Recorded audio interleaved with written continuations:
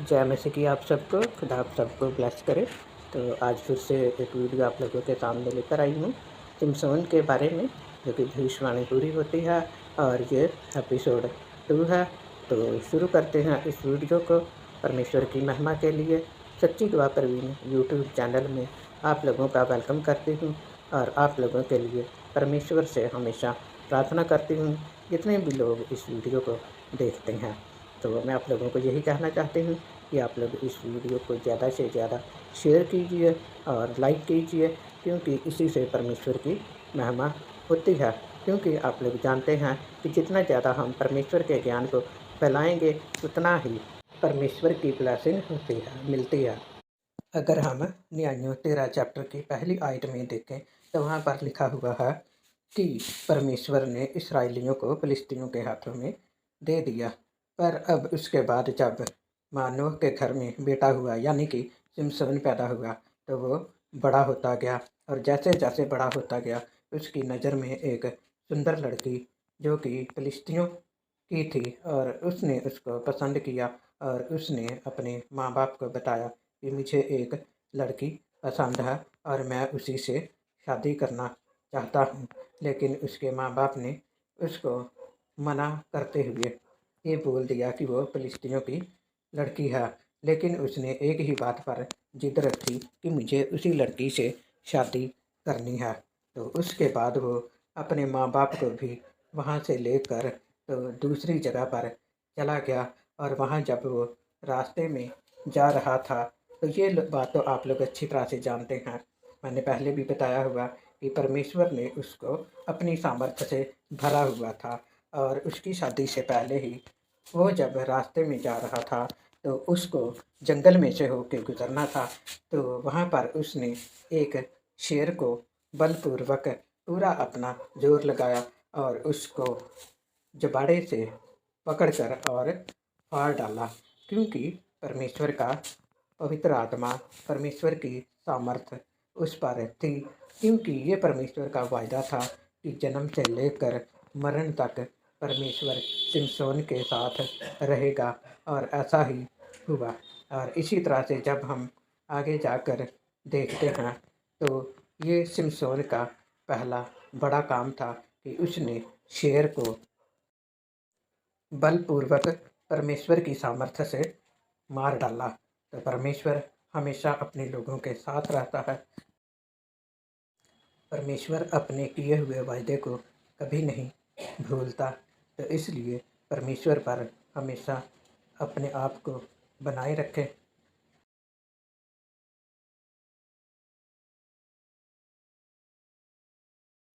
न्यायों 14 chapter की 8वीं आयत से, कुछ दिनों के बीतने पर वह उसे लाने को लौट चला और उस सिंह की लोथ को देखने के लिए मार्ग से मुड़ गया। तो क्या देखा कि सिंह की लोथ में मधुमक्खियों का एक झुंड और मधु भी है। तब वह उसमें से कुछ हाथ में लेकर खाते खाते अपने माता पिता के पास गया और उनको ये बिना बताए कि मैंने इसको सिंह की लोथ में से निकाला है, कुछ दिया और उन्होंने भी उसे खाया। अब 10वीं आयत में हम लोग देखेंगे, तब उसका पिता उस स्त्री के यहाँ गया और शिमशोन ने जवानों की रीति के अनुसार वहाँ भोज किया। उसको देखकर वह उसके संग रहने के लिए 30 संगियों को ले आए।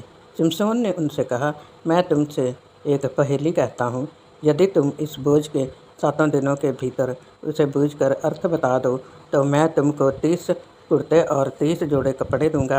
और यदि तुम उसे ना बता सको तो तुमको मुझे 30 कुर्ते और 30 जोड़े कपड़े देने पड़ेंगे। उन्होंने उससे कहा, अपनी पहेली कह कि हम उसे सुने। उसने उनसे कहा, खाने वाले में से खाना और बलवंत में से मीठी वस्तु निकली।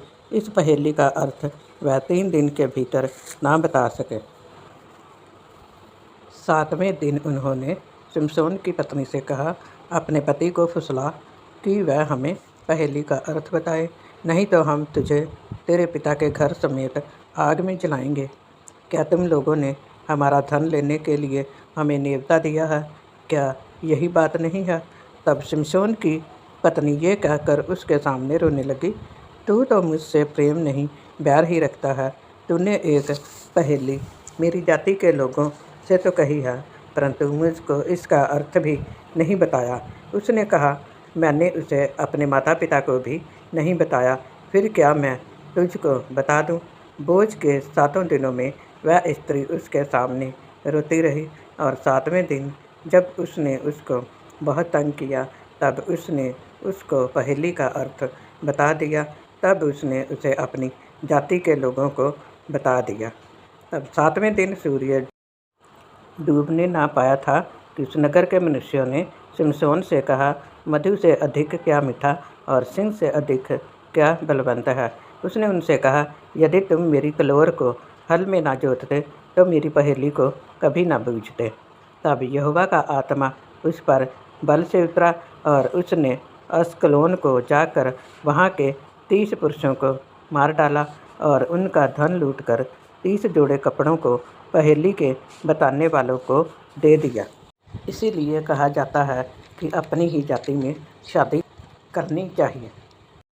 क्योंकि इस घटना के बाद सिमसोन अपने घर वापस चला गया, और उसकी पत्नी की शादी उसके गांव वालों ने, यानी कि फिलिस्ती के जो लोग थे, उन्होंने कहीं और किसी और से उसकी शादी कर दी। लेकिन आगे आगे फिर देखते हैं एपिसोड 3 में। तो इस वीडियो को ज़्यादा से ज़्यादा शेयर कीजिए, लाइक कीजिए और सब्सक्राइब ज़रूर कीजिए।